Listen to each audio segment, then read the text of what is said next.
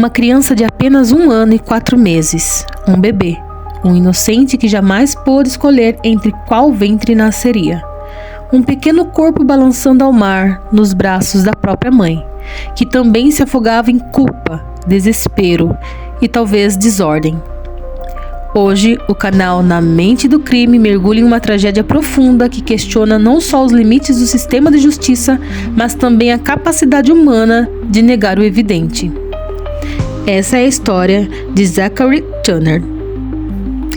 Olá pessoal, meu nome é Eli Matheus e esse é o canal Na Mente do Crime, o antigo Incógnita Crime, mas o conteúdo continua o mesmo, só um pouquinho mais adaptado ao perfil das análises psicanalíticas que a gente pretende fazer aqui no nosso canal. E se você gosta do nosso conteúdo, nos ajude a divulgar para que eu possa continuar criando conteúdos como esse e bora pra vinheta. Zachary Turner nasceu em 18 de julho, no Canadá. Era filho de Andrew Bagby, um jovem médico de 28 anos, e Shirley Turner, uma mulher de 13 anos mais velha, também médica. A chegada de Zachary foi marcada por conflitos, ameaças e uma ruptura trágica que já estava anunciada.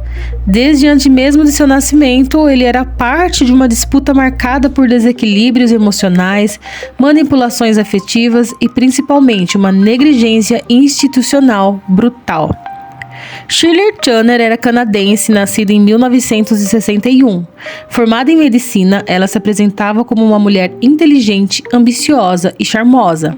Mas, por trás da imagem de sucesso, havia traços de comportamento instável que chamavam a atenção desde cedo. Shirley acumulava um histórico de relacionamentos intensos, possessivos e destrutivos. Seus ex-companheiros relataram atitudes manipulativas, surtos de raiva e constantes tentativas de controlar cada aspecto da vida alheia. Ela usava a maternidade como vínculo de domínio emocional, tendo filhos com diferentes parceiros, sempre tentando manter todos orbitando ao seu redor. Do ponto de vista psicanalítico, poderíamos refletir sobre o quadro do narcisismo patológico, com possíveis traços de transtorno de personalidade borderline. Shirley apresentava reações extremas diante de rejeições, interpretando o abandono como uma ameaça intolerável ao seu valor narcisista.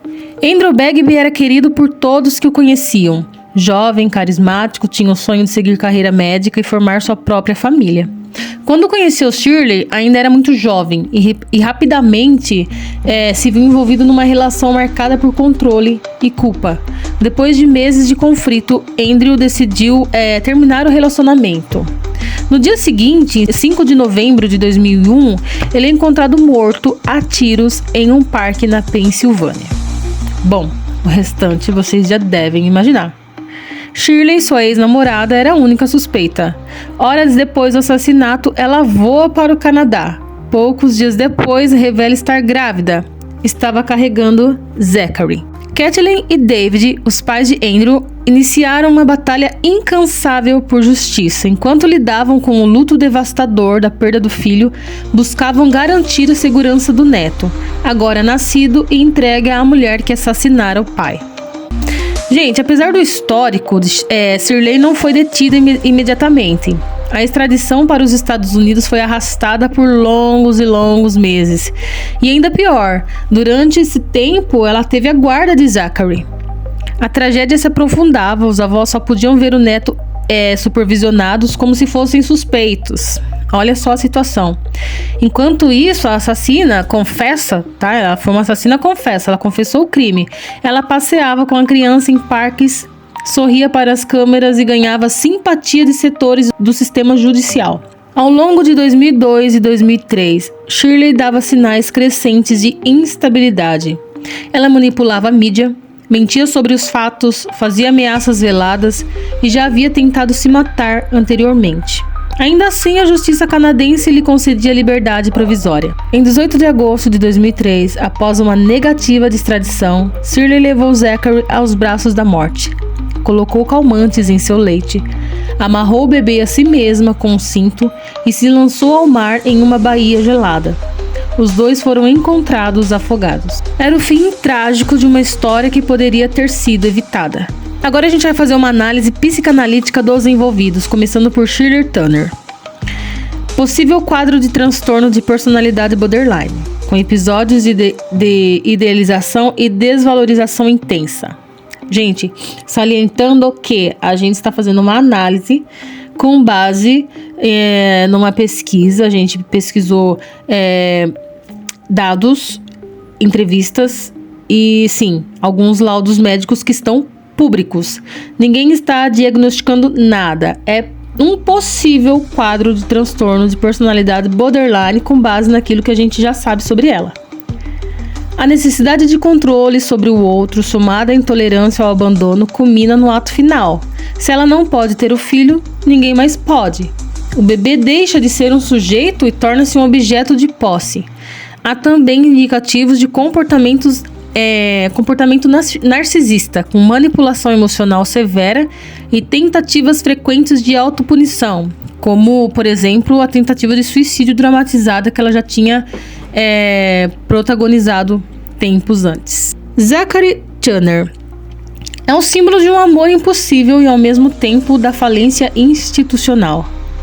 Sua curta vida foi marcada por um afeto genuíno dos avós, mas atravessada por um contexto psíquico devastador. Sua morte é o resultado da negação da escuta institucional à realidade psíquica da mãe.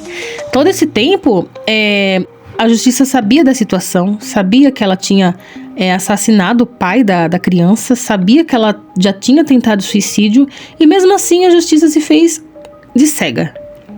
Agora a gente vai falar dos avós de Zachary. Símbolos da resistência, do amor incondicional e da tentativa de salvação. A persistência deles se transforma mais tarde no documentário Dear Zachary. Gente, perdoe meu inglês porque ele não é o dos perfeitos, mas a gente tá tentando. Uma carta aberta ao neto que já não existe, mas que simboliza todas as crianças que ainda podem ser salvas se o sistema ouvir. Com relação à negligência do sistema, o caso passado que a gente colocou aqui no canal da Sylvia Likens também fala sobre isso, né? A omissão de socorro também é crime. O sistema parece que se recusa a enxergar. No caso da Sylvia Likens, tanto os vizinhos quanto a própria escola, né? Sabia que as meninas não estavam indo para a escola, os vizinhos ouviam gritos de socorro, sabia que tinha alguma coisa errada acontecendo na casa e foram omissos. No caso do Zachary, a mesma coisa. A justiça sabia em quais mãos estava aquela criança. Mesmo assim, fingiu não ouvir. Eu digo fingiu porque eles estavam ouvindo. Curiosidades. O documentário Dear Zachary, né, ele foi criado pelo melhor amigo de Andrew. É um dos documentários mais emocionantes e perturbadores já feito. Para você que tem o interesse em se aprofundar nesse caso, eu aconselho a assistir esse documentário. Ele é bem triste, ele é bem comovente, bem dramático, mas vale muito a pena. Após o caso, o Canadá revisou leis sobre liberdade condicional e custódia, resultando em mudanças jurídicas significativas. E o nome Zachary hoje é lembrado como um alerta doloroso sobre o quanto o sistema pode ser cego diante de evidências óbvias. É aquilo que eu disse, era muito óbvio mesmo o que estava acontecendo com essa criança. Ou o que poderia acontecer, né? Porque assim, a gente não tem nenhum histórico de agressão, a gente não tem nenhum histórico de negligência até o ponto em que ela coloca calmante no leite da criança e se afoga. Mas eles sabiam que ela não estava bem, ela era uma pessoa muito instável, com quadros depressivos e alguns diagnósticos mentais nada positivos. Então, a criança não estava segura nas mãos dessa mulher, inclusive porque ela era assassina do pai dessa criança.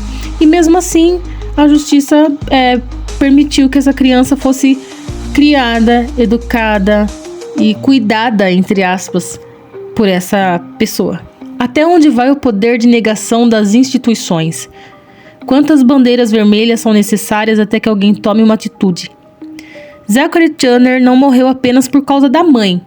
Ele foi vítima de uma sucessão de silenciamento, que seu nome ecoe como denúncia, e que nenhuma outra criança tenha que morrer para que o óbvio seja escutado. E se você chegou até aqui, deixe o seu comentário e diga aqui pra mim o que você faria no lugar dos avós dessa criança. Como que você vê a atuação da justiça nesse caso?